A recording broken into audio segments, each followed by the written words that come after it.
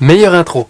Bien bonjour les petits potes, je me baladais la dernière fois à Tokyo et je me disais, c'est quand même une ville où il fait bon vivre, une ville où on se sent en sécurité. Jusqu'à ce que je passe devant un commissariat et que j'aperçoive des avis de recherche. J'aperçois donc le visage de ces criminels et ça me fait un peu redescendre de mon nuage. Forcément, même dans un des pays les plus pacifistes au monde, il y a des malfaiteurs comme partout. Mais ce qui m'a interpellé, c'était l'absence de femmes sur ce panneau d'affichage. Et je suis donc immédiatement rentré à la maison pour faire des recherches. Alors accrochez-vous, sortez vos bombes lacrymogènes, révisez vos meilleures prises de judo ou apprêtez-vous à courir parce qu'on part à la découverte des criminels les plus dangereuses du Japon. La démon geisha. On commence tout de suite par l'histoire de Sada Abe.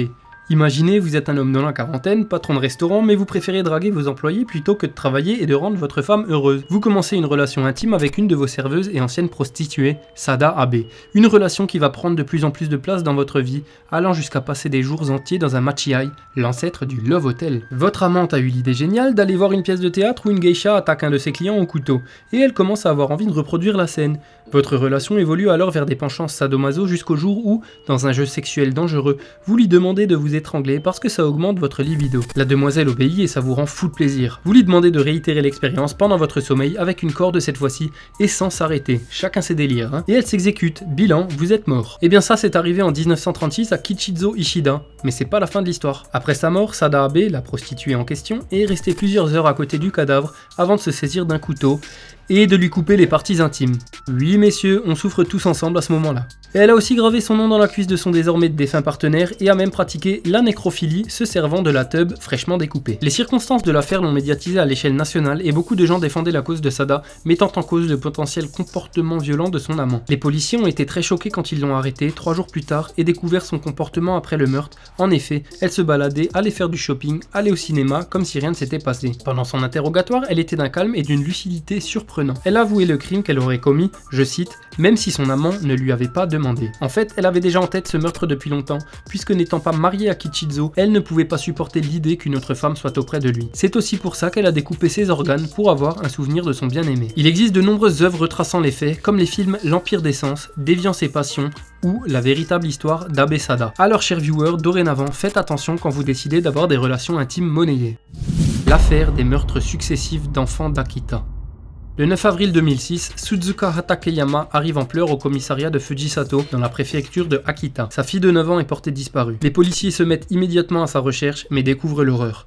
Ayaka, son enfant, est retrouvée morte dans la rivière Fujikoto après une hypothétique chute d'un pont. Suzuka est brisée et refuse de croire à un accident. Un mois plus tard, Goken Yoneyama, 7 ans, habitant le voisinage, est retrouvé étranglé. Cette fois, Suzuka en est certaine, un tueur en série est dans les parages. Suzuka décide alors de prendre la parole devant les médias du pays tout entier pour passer un appel à l'aide et retrouver le criminel. Tout le monde est choqué, tout le monde la soutient. À tort, puisque le coupable, ou plutôt la coupable, c'est Suzuka elle-même. L'opinion publique se retourne alors contre elle quand le voile est levé sur l'affaire. Suzuka, agacée par les caprices de sa fille qui désirait aller voir les poissons dans la rivière, a décidé de la pousser à l'eau. On l'imagine bien dire une chose du genre, tu veux de la flotte, tu vas être servi. Pour accentuer l'hypothèse du meurtre et dissiper les éventuels soupçons, elle assassine un garçon d'une famille voisine, puis décide de manipuler toutes les personnes en charge de l'affaire, mais aussi le Japon tout entier. À son jugement, elle échappe à la peine de mort mais sera condamnée à la perpétuité, le meurtre de Goken n'étant pas prémédité et son instabilité mentale étant engagée d'après le tribunal. Elle s'excuse à genoux devant la famille du jeune Goken, les priant de la pardonner de les avoir privés de leur fils. Mais dans un journal intime qu'elle écrira en prison, elle déclare que ce n'est pas si grave, ils ont 2 autres enfants après tout. Et cela reflète les possibles problèmes psychologiques de Suzuka. Alors avant toute chose, je tiens à signaler que je n'ai pas de connaissances en psychologie, donc ce que je vais dire sera très subjectif et parfois très peu vigoureux scientifiquement, mais j'aimerais soulever 3 thématiques suite à cette affaire. Premièrement, l'irresponsabilité. Je trouve que de nos jours, c'est un motif qui est bien trop utilisé par la défense. C'est une solution de facilité et c'est même entré dans l'imaginaire commun, puisqu'on a l'habitude de dire des choses comme « Putain mais c'est un taré, il a tué 12 personnes ». Alors je suis conscient que pour certains criminels, un diagnostic psychologique le prouve sans possibilité de doute, mais très souvent je trouve ça suspect. Et quand bien même, le meurtre et le viol ne devraient pas laisser de place à de quelconques excuses issues du domaine psychologique. Ensuite, le passé de la coupable permet certaines interrogations. En effet, Suzuka aurait été harcelée par ses camarades de classe quand elle était jeune, ce qui l'aurait poussée à se comporter de façon très douteuse. J'en ai pas encore parlé, mais par exemple, elle chassait sa fille de la maison quand son amant était là, la laissant seule errer dans les rues et toquer chez les voisins pour avoir de la nourriture. Mais là encore, est-ce une excuse valable? Une explication peut-être, mais une excuse, j'ai du mal à lui accorder ça. Alors bien entendu, chaque personne a sa propre façon de réagir aux violences, physiques comme mentales, et personne ne possède la même échelle de souffrance, mais je pense qu'on a tous au fond de nous les ressources pour devenir des personnes louables et ne pas tomber dans la délinquance, voire le crime. Et enfin, enfin, ça peut paraître très bateau, mais j'aimerais vous sensibiliser au caractère manipulateur de certaines personnes. Gardez toujours à l'esprit qu'il n'y a jamais qu'un seul point de vue, prenez du recul et trouvez votre propre sens de la justice, car on ne sait jamais où se trouve la vérité absolue. L'affaire du curry un peu trop épicé. Juillet 1998, le peuple français est encore dans l'euphorie de sa première victoire mondiale au football. À 10 000 km de là, à Wakayama, près de Osaka, les habitants du district de Sonobo ont aussi l'esprit à la fête puisqu'ils profitent gaiement d'un festival estival. Au menu, ramen, poisson, yuzu, bœuf et curry. Un curry épicé certes, mais un peu trop épicé pour certains. En effet, les festivités s'arrêtent brusquement lorsqu'une bonne soixantaine des habitants commencent à se tordre de douleur. Parmi eux, 4 décéderont quelques temps après, dont 2 enfants. Mais que s'est-il passé? Il n'aura pas fallu longtemps aux forces de l'ordre pour mettre la main sur Masumi Hayashi, qui a été aperçu en train de verser une substance suspecte dans le curry. Malheureusement, pas du piment, mais bel et bien de l'arsenic. Les soupçons envers elle s'accentuent d'autant plus quand la police se rend compte que son mari pratique le métier de dératiseur, ayant donc facilement accès à ce poison. On apprendra plus tard que le couple n'en est pas à son coup d'essai.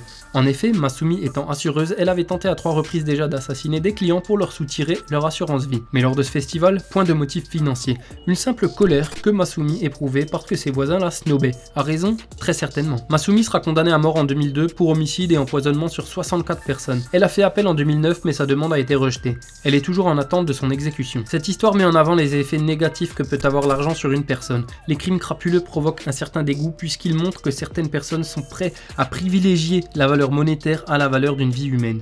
Et dans le cas de Masumi, ça provoque même des tendances meurtrières sans motif financier, ce qui est d'autant plus déplorable. Je vous ai dit que la coupable était encore en attente de son jugement et je pense que ça soulève un point intéressant. Au Japon, la condamnation à mort est un sujet qui fait débat. En effet, les condamnés sont pendus sans connaître la date au préalable. Ils sont prévenus seulement 2 heures auparavant et cela ne plaît pas aux associations de défense des droits de l'homme. En effet, quand bien même une personne aurait pris la vie d'une autre, à partir du moment où elle est condamnée à mort, il faudrait lui laisser sa dignité jusqu'à son dernier souffle.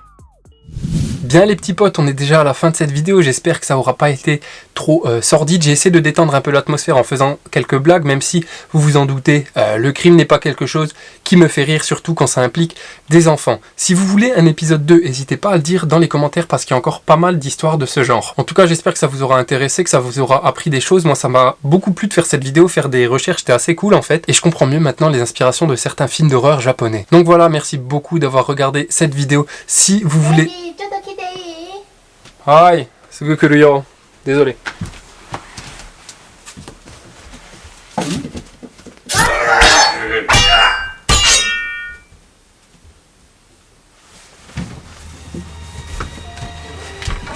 このチャンネルに登録してくれないと穴がつきだよ。